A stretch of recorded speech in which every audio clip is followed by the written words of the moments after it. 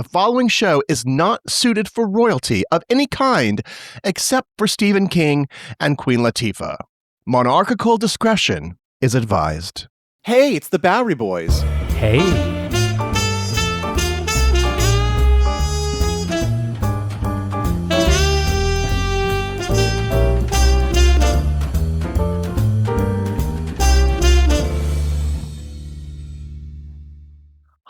Bowling Green. Sounds like such a peaceful place, doesn't it? Thousands of people visit this small, charming park at the very tip of Manhattan every day. Many of them tourists trying to pose with the 7,100-pound charging bull statue at the park's northern end, its sharp horns aimed north of Broadway, while others also attempt to pose with the bull's more pendulant backside closer to the park. But don't let this whimsy fool you. Bowling Green has seen more monumental history than its rows of benches and colorful flowers might suggest. In 1664, the British took over the Dutch colony of New Amsterdam, as well as its cherished defense, Fort Amsterdam, once located just next to the site of today's park, approximately in the area of today's Alexander Hamilton Custom House. Now, in 1714, the monarch Queen Anne died, and the throne was passed to her second cousin George, or George I. As a result, after the year 1714, the old Manhattan fort was then better known as Fort George. And in the year 1733, the grounds west of the fort, used as a military parade ground, were leased to 3 local landlords to develop an English-style park. After all, the British had now been on the island of Manhattan for many decades by this point. It was time to give it more of a British touch. By that point, of course, George I had died, and the reign of the empire was passed to his son, George II, or George II, Electric Boogaloo. Now, at the completion of this fine park at the tip of Manhattan, it quickly became the destination of lavish homes for the wealthy, and there was nothing that wealthy British colonists liked more than a spot of bowls, or lawn bowling, which had been played for centuries back in the mother country. This was a virtual export for the British Empire and had been around for hundreds of years. The oldest sporting venue in the world for bowls is the Southampton Old Bowling Green, dating back from the year 1299. And so here, this English-style park next to the fort became a bowling green, its grass kept tame by grazing sheep. Now, when you live under a king, you cannot get away from all the things that are named for him. Bowling Green sat at the southern end of what we now call Broadway, but in the 18th century, a portion of this stretch was known as Great George Street. Like a chessboard or deck of playing cards, here was also a Queen Street, a King Street, as well as a Prince Street, and a Crown Street. There were countless taverns and inns named for royalty, not to mention on the other side of the East River, of course, we had Kings County and Queens County. And don't forget King's College, established in 1754. That's today's Columbia University. If you were allergic to royalty, New York was not the city for you. In 1760, George II died, passing the crown to the third part of the trilogy, George III. Yes, there was, in fact, of course, a George IV later, but as you'll hear, that sequel came in the year 1820 and was not picked up for distribution in this country. Now, George III was coming in as the crown's grasp upon its North American colonies was beginning to slip. And so his adherents thought to remind the colonies of just who was in charge. 10 years later, in the year 1770, 3 commissioned public statues were sent to the American colonies. Now, one was in South Carolina, but the other 2 came to the city of New York. And the greatest of these, the most impressive by far, was a monumental statue of King George III. And it was placed upon a high pedestal in Bowling Green, where everybody would see it. This statue was erected here not because, oh yeah, everyone loved King George in the year 1770, far from it, in fact. For on July 9th, 1776, angry New Yorkers would violently tear down this statue, and as the story goes, they would render his body into bullets used on the battlefields of the Revolutionary War. But that legend of American liberty is not as simple as it seems either, for in a few ways, King George III is still with us today. This story begins 11 years before this particular event, back in the year 1765, and it begins with a riot. England's attempts to apply taxation to its American colonies without due representation in its government is, of course, one of the primary reasons these colonies eventually fought for their independence. One egregious example of taxation was enacted by Parliament on March 22, 1765, the Stamp Act, requiring many paper documents in the colonies be subject to a direct tax. These official stamps were required on many official documents, contracts and marriage licenses, newspapers, and even playing cards. So it would be impossible for most colonists to avoid paying this tax. This tax was applied to pay for England's growing war debts. The Americans were naturally not pleased. Representatives from several colonies convened in New York City Hall on Wall Street in October of 1765 to organize a protest of the law, which would go into effect on November 1st. But cordial discussions went out the window on October 23rd, 1765, when a ship arrived into New York Harbor, bringing in the approved stamped papers and vellum. Thousands gathered at the Bowery, at the tip of Manhattan, in protest, and the military was brought in to smuggle these stamped items into nearby Fort George, where New York Lieutenant Governor Cadwallader Colden had also hunkered down. Protesters by the thousands filled the streets, and angry merchants vowed to stop selling British goods. On November 1st, when the Stamp Act did finally take effect, another crowd gathered, this time at the Commons. That's on the site of today's New York City Hall. Gathered there for a remarkable display. To quote from Mike Wallace's Gotham, quote, "The crowd hoisted a scaffold from which hung an elaborate effigy of Governor Colden. Beside him sat a devil whispering instructions in his ear," unquote. This group met with a second body of fiery demonstrators pulling down the street Colden's own personal coach and an equally vulgar effigy of the governor. This throng made their way to Bowling Green just outside the fort, sacking many residences along the way, then burning Colden's effigy and coach. For days, tensions seethed upon the Bowling Green and in the open area in front of Fort George. Colden wanted officers to fire indiscriminately into the crowd, but more sober suggestions prevailed. Eventually, Colden escaped by ship and was eventually replaced with a more amenable governor named Sir Henry More, who had recently served as the governor of the island colony of Jamaica. Believe it or not, these riots were repeated in several colonial cities, including Boston, where effigies of British officials were hung from a liberty tree near Boston Common.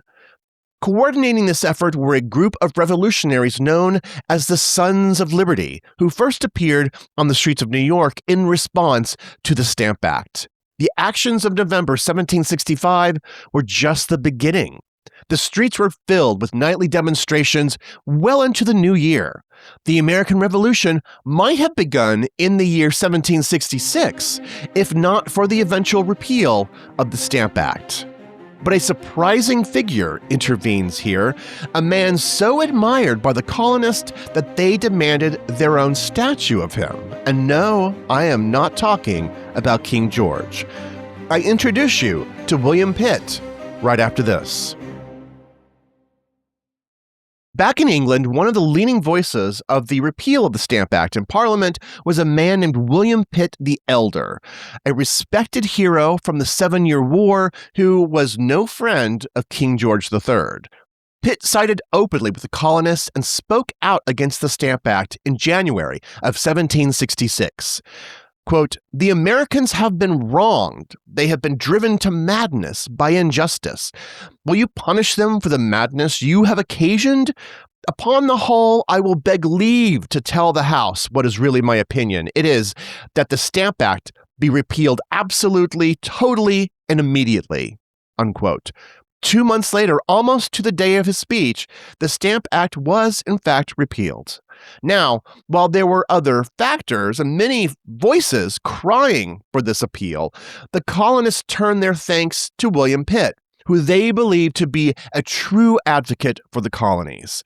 Their appreciation was so great, in fact, that here in New York and in many other places in the colonies, there were calls for a statue to be built to Pitt to be displayed in a public place. Now, this is a rather unusual request for New York in 1766. For the most part, there was no public statuary at all. Being a colony of Protestant-leaning persuasion, statues were not components of public decoration. Greek and Roman ideals were hardly reflected in architecture or in the common sphere of a relatively young port town. America had few talented enough to really even sculpt them anyway.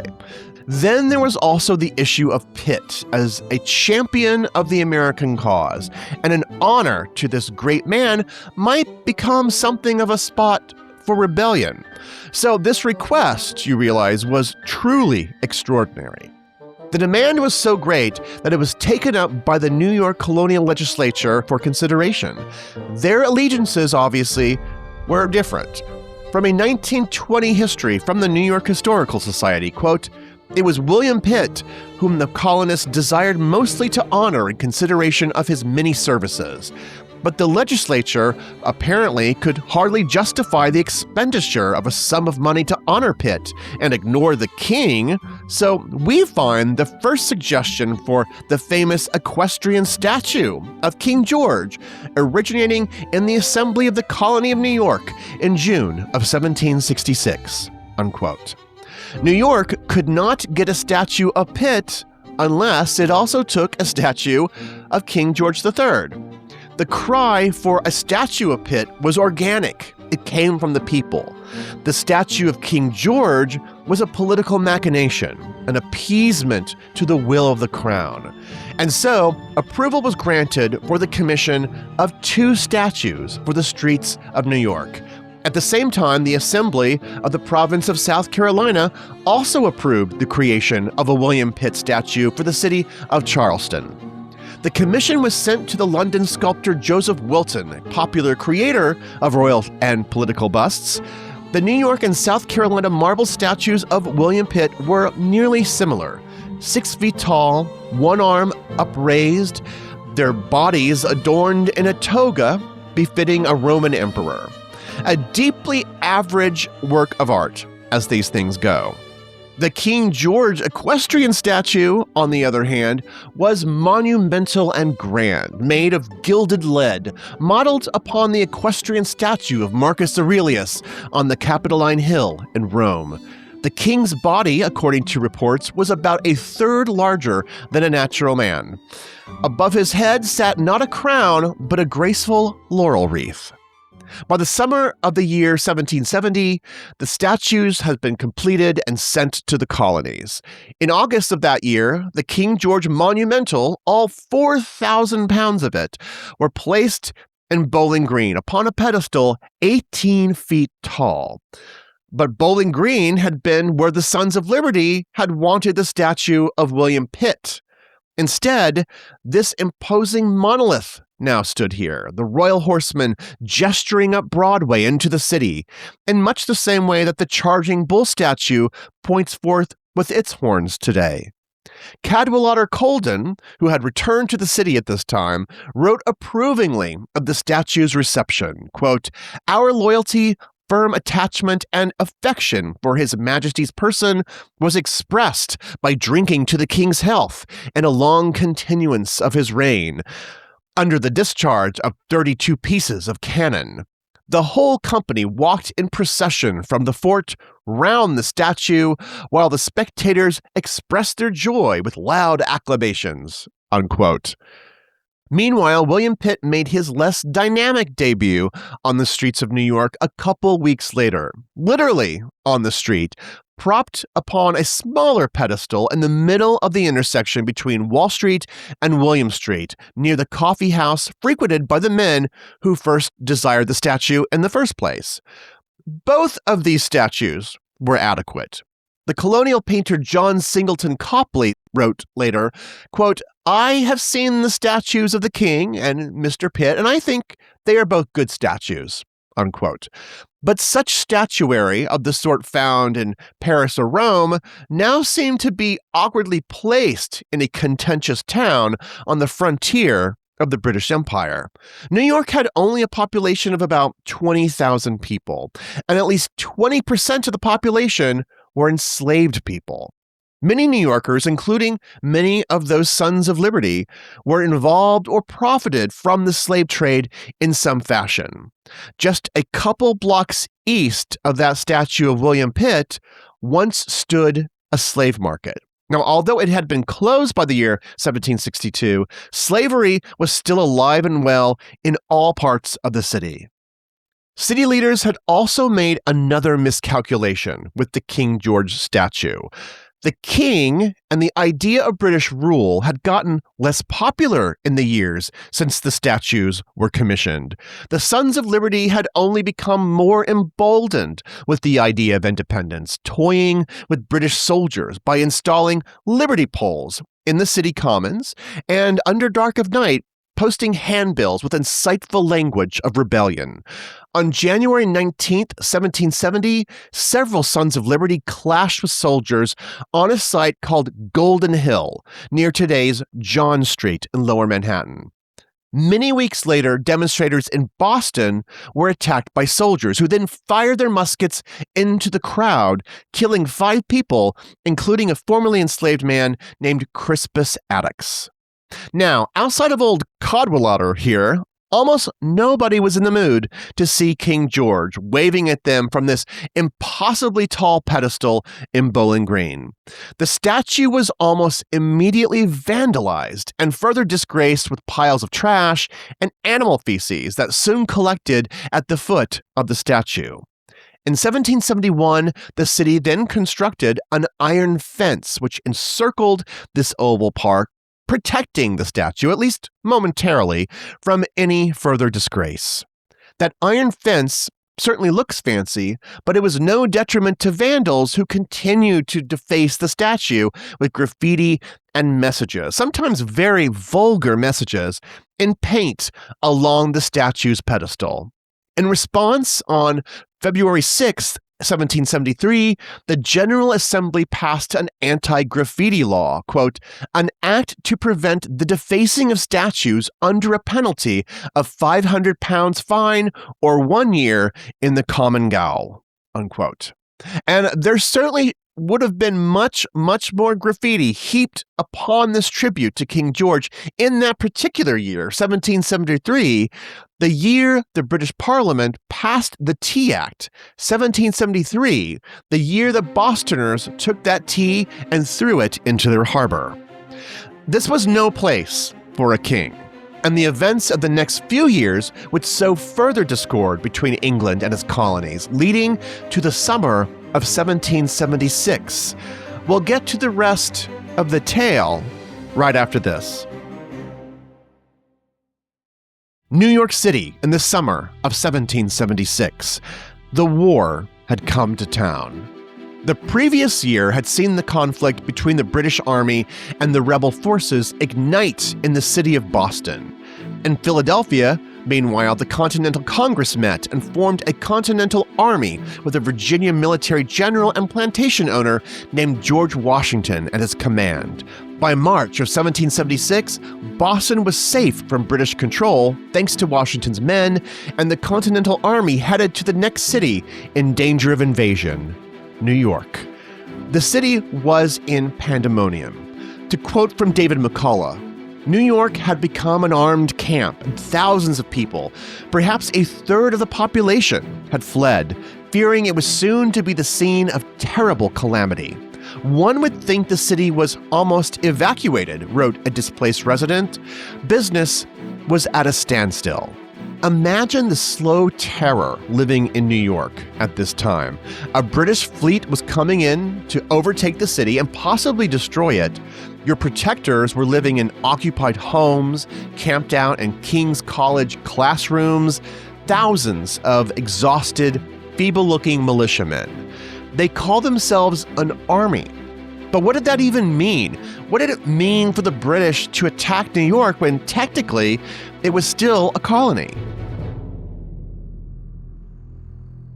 Over the course of several months, the Tories, those most loyal to the crown, fled the city, leaving behind their homes and property, and sometimes leaving behind their names. For instance, James Delancey, who had been born in New York, his family owned a large plot of land just north of the city along the East River waterfront.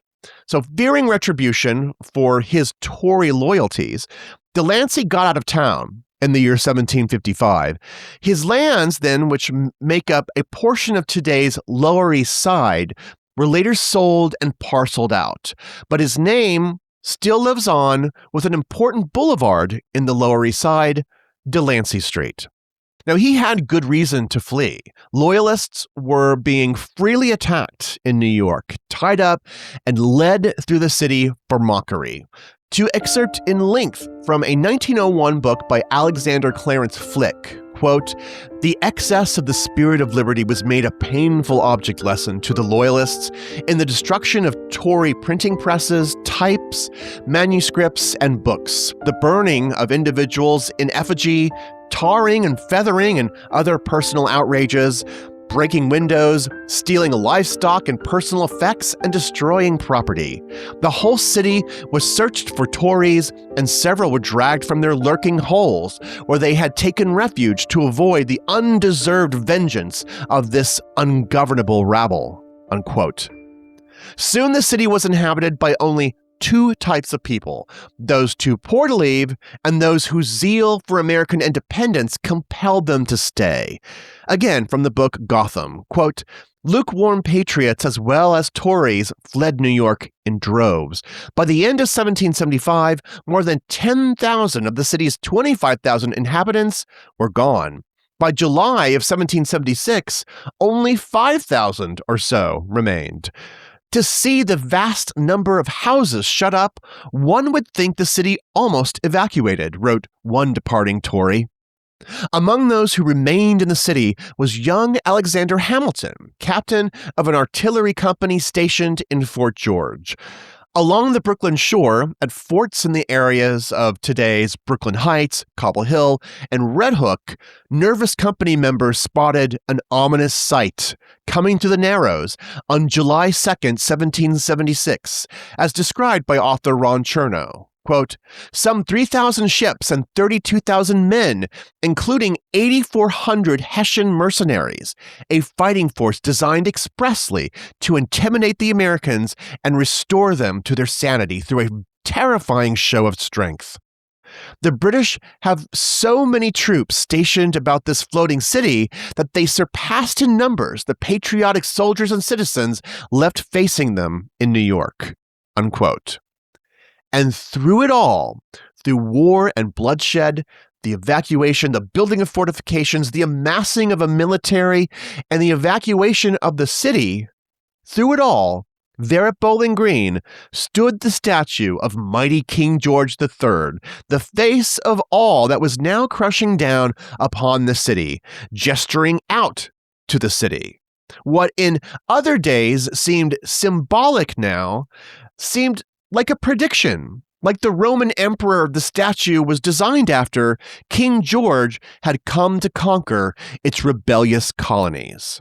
Meanwhile, on that exact day, July 2nd, 1776, as the military power of General William Howe sailed into New York Harbor, several dozen men representing all 13 colonies huddled in a room in Philadelphia's State House, which is today called Independence Hall. And there they hatched the beginnings of a new nation. First, with a resolution on that very day, July 2nd, quote, "that these united colonies are, and of right ought to be, free and independent states, that they are absolved from all allegiance to the British Crown, and that all political connection between them and the state of Great Britain is and ought to be totally dissolved. 2 days later, these sentiments were ratified by this Congress into a Declaration of Independence. The document was rushed to the printing shop of John Dunlap to be distributed far and wide throughout the colonies. On July 6th, a special letter was delivered to George Washington from the hand of John Hancock. Quote, "The Congress have judged it necessary to dissolve the connection between Great Britain and the American colonies, and to declare them free and independent states. And as you will perceive by the enclosed declaration, which I am directed to transmit to you, and to request you will have it proclaimed at the head of the army in the way you shall think most proper." Unquote. On July 9th, 1776, the word spread throughout New York that independence had been declared. The official announcement would be made at the City Commons on that evening at 6 p.m., as well as other parade grounds in the area. Copies would be distributed and then read from each of those places. And here at the City Commons, the site of so many protests, then and now, of course, the site of today's City Hall Park, it was here on July 9th that hundreds of people gathered to see George Washington's own copy of the Declaration of Independence read by an aide. Quote, "When in the course of human events it becomes necessary for one people to dissolve the political bands which have connected them with one another, and to assume among the powers of the earth the separate and equal station to which the laws of nature and of nature's God entitle them, a decent respect to the opinions of mankind requires that they should declare the causes which impel them to the separation." It's doubtful that every man and woman that day heard and understood every word of the Declaration of Independence. Had they listened closely, would they have agreed with every sentiment? Were all men created equal? Were the rights of life, liberty, and the pursuit of happiness unalienable? What those New Yorkers most likely heard was something that amounted to a starting pistol or a clarion call. They were officially no longer under the rule of a king. So worked up into a patriotic frenzy, no doubt energized by both adrenaline and alcohol, New Yorkers turned to the city full of references to royal rule, from Queen Street to the King's Arms Tavern. As the sun began to set on a rebellious New York City, the torches were lit and anti-royal passions spilled into the street. Shop signs with crowns upon them were smashed to splinters. Episcopal churches were shuttered, and the most unfortunate ones were sacked and pillaged. The governor of New York, William Tryon, declared every vestige of royalty as far as been in the power of the rebels is done away, unquote. Eventually, the demonstrators gathered at the tip of the island at dusk, near Fort George and the statue of King George III, the air filled with cries and protests. Among the crowd were many of Washington's own soldiers. With nobody to enforce the city's anti-graffiti laws, its pedestal was red with undignified protest messages. Yet, nobody before now had thought to disgrace the body of the king himself.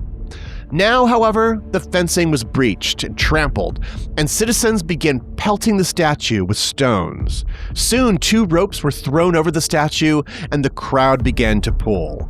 According to some speculation, the statue was not well constructed.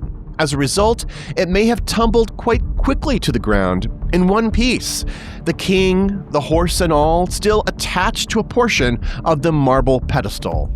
Even in a city used to burning all manner of effigies to troublesome kings and governors, the effect of toppling an image of the king must have been thrilling, profound. That feeling of, this is really happening. A Philadelphia newspaper later declared, "On Thursday last, the equestrian statue of George III, which Tory pride and folly raised in the year 1770, was, by the Sons of Freedom, laid prostrate in the dirt, the just desert of an ungrateful tyrant." The lead wherewith this monument was made is to be run into bullets, to assimilate with the brain of our infatuated adversaries, who, to gain a peppercorn, have lost an empire." Unquote. Anticipating war, New Yorkers had already begun compiling items made from lead throughout the city, and now a very symbolic supply of such material had dropped into their laps. The head of King George was defiled, its laurel wreath chipped at, its nose chopped off, and the entire thing eventually severed. Paraded through town, it eventually made its way to the Bluebell Tavern in the area of today's Washington Heights, where it was displayed at the tip of a pole. Demonstrators then rid the statue of its gold leaf decorations and the remaining lead husk of the fallen work of art. All 4,000 pounds of it was sent by water to Norfolk, then to Litchfield, Connecticut, where it was rendered into lead bullets by the ladies of the Wolcott family, as in Oliver Wolcott, one signer of the Declaration of Independence. The bullets were rendered in a specially made shed, in fact, in Wolcott's apple orchard. Documents indicate exactly how many bullets each member of the family made. In total, it's written, the women produced over 42,000 cartridges. On July 12, 1776, the colonist Ebenezer Hazard, then a postal official, wrote, quote, "The King of England's statue has been pulled down to make musket balls of, so that his crops will probably have melted majesty fired at them." Unquote. In fact, we can be sure that many British troops were most likely wounded and even killed by these very bullets. But a great number of those demonstrators who tore the statue down, those agitators, the Sons of Liberty, the soldiers of George Washington, while a great many of them would not survive the war, or even the year, as the British would finally mount their main attack on New York on August 27, 1776, landing at Gravesend, Brooklyn, and then overtaking Washington and his army here in Long Island. The army would retreat to New York only to eventually abandon the city as well, retreating to White Plains in October and then to New Jersey and Pennsylvania. Meanwhile, down on Wall Street, the world had changed all around that other statue of our story, that poor little marble statue of William Pitt, sitting there in the middle of the street. It too had been mercilessly abused over the years. The meaning of Pitt's statue had been lost almost overnight. Once celebrated by the Sons of Liberty, within a few years, the statue actually began to embody its opposite meaning, the tyranny of English rule. It was permanently damaged during the city's occupation by the British during the Revolutionary War. At some point, Pitt was beheaded and his arms were torn off. Believe it or not, what remains of William Pitt lives at the New York Historical Society, and they also have a curious piece of the King George statue, which managed to avoid being turned into bullets. Believe it or not, the tail of King George's horse is also in the Historical Society's collection, as well as smaller portions of the statue and even a slab of the pedestal. And of course, throughout the war, there were also rumors that the head of King George's statue had also survived, rescued from that pole in front of the Bluebell Tavern and sent over to England. However, since the war, nobody has seen the king's head. The living King George III himself, of course, would go on to enjoy a lengthy life, ruling until the year 1820. The American Revolution, in a way, was but a blip in his reign. He was briefly succeeded by his two sons, George IV, then his other son, William IV, then by his granddaughter, Queen Victoria. But you don't need to go to a museum or to Buckingham Palace to see a surviving remnant of this story. Simply make your way down to Lower Manhattan, to City Hall and City Hall Park, the site of the old City Commons. And of course, go down to the Alexander Hamilton Custom House, today the National Museum of the American Indian. And finally, and of course, Bowling Green is still there, a beautifully manicured park with a fountain in place of an oppressive equestrian statue. And encircling the park, the same iron fence placed upon this very spot in the year 1771. For more information, visit our website, BoweryBoysHistory.com, where there will be many images of the things I've just talked about, of course, and you'll also see them if you're watching this on YouTube. And some of them will also be spread around via our social media on Instagram, Facebook, Threads, and Blue Sky, and all the rest. Now, I want to thank everyone who supports the show on patreon.com/BoweryBoys. Every contribution that's made through Patreon goes straight into the production of the show, including editing, traveling, distribution, and a whole lot of other things. And for that contribution, you'll also get access to Bowery Boys classic podcasts. So we kind of clean them up and release them, like the oldest stuff. You also get first dibs on tickets for live events, and there's a very, very, very big live event coming up very soon, and patrons already know about it, and you don't. Well, so you can by joining us over at patreon.com/BoweryBoys, and you'll also get our other podcast called Side Streets. So thank you for supporting the Bowery Boys podcast on patreon.com/BoweryBoys. So thank you all very much for listening today. Have a great New York week, whether you live here or not.